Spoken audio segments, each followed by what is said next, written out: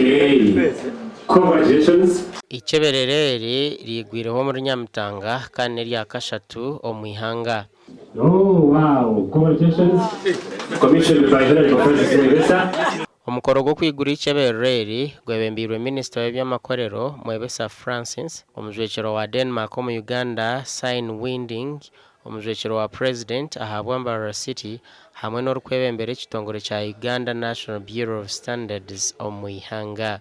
Traders are very important people, and these people buy these things from your customers, and some of these goods you go there to confiscate or something might be bearing your stamp of UNBS, which means if you spoil their business, you are also liable. So if you don't have a laboratory which is accredited to international standards, then you are not able to make Ugandan products competitive. But most especially, you cannot be able to protect your own citizens from consuming safe and quality products.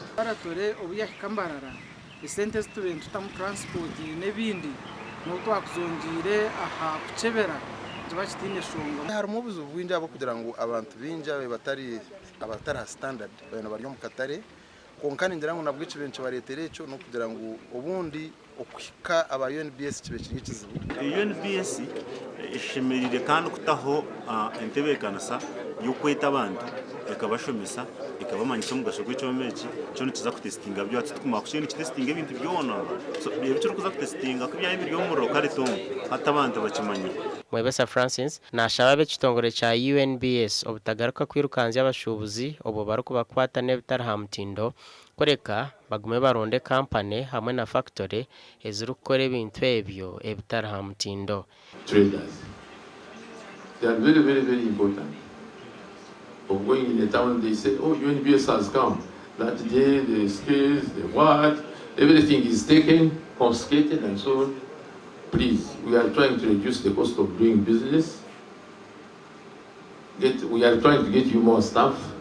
For the local goods, please use these facilities now that they are here, let them be tested. And you have really been saved. This lab will bring testing services closer to the people. As we heard, we used to travel to Kampala. At the moment, the road is not even there. But even before that, the road was long and it took time away from doing your core business. So bringing services closer to the people is extremely important.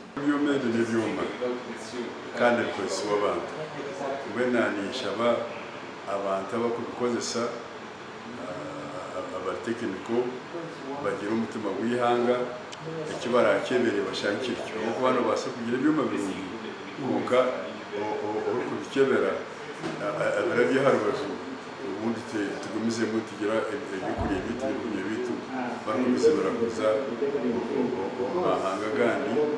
Ihanga rya Denmark hamwe n'ekitongole kya Trademark Africa nibo batiremo empiha okugura ebyoma ebibatiro mu ruguru Mbale hamwe na Mbarara okwombeka amachebereraga. Gashako Christopher ahimsibwe.